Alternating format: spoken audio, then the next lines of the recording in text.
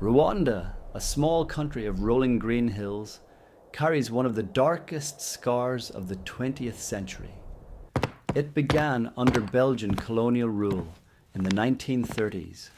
The Belgians divided the people into two groups, Tutsis, who were favored with political and economic power, and Hutus, who were pushed aside. Identity cards branded each citizen as Hutu or Tutsi. What began as colonial administration planted the seeds of resentment. In 1959, decades of tension exploded. Hutu uprisings forced more than 100,000 Tutsis into exile. Many fled to Uganda, where they later formed the Rwandan Patriotic Front, the RPF, a rebel group determined to return home and reclaim their rights.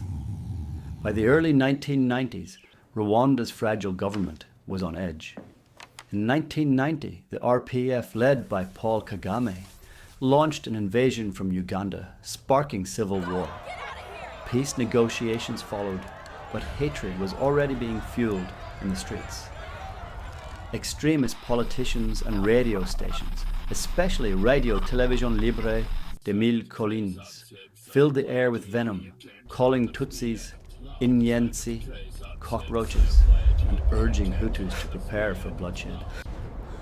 On April 6, 1994, a plane carrying Rwanda's president, Juvenal Habyarimana, was shot down over Kigali. Within hours, roadblocks appeared. Militias were unleashed, and the genocide began. For 100 days, from April to July 1994, Rwanda descended into horror. Nearly 1 million people, mostly Tutsis, but also moderate Hutus, were hunted and killed with machetes, clubs, and rifles. Neighbors killed neighbors. Husbands turned on wives. The country drowned in its own blood.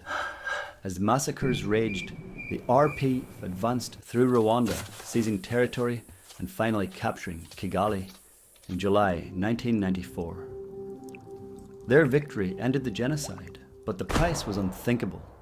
A nation left in ruins, haunted by a memory. Amid the horror, a few acts of courage stood out.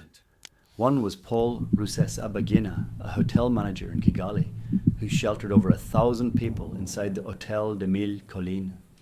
His story later inspired the film Hotel Rwanda, a reminder that even in the darkest hours, humanity can survive. The genocide of 1994 was not sudden. It was prepared, broadcast, and carried out in plain sight. And today, Rwanda stands as a warning of how propaganda, fear, and division can turn ordinary people into executioners.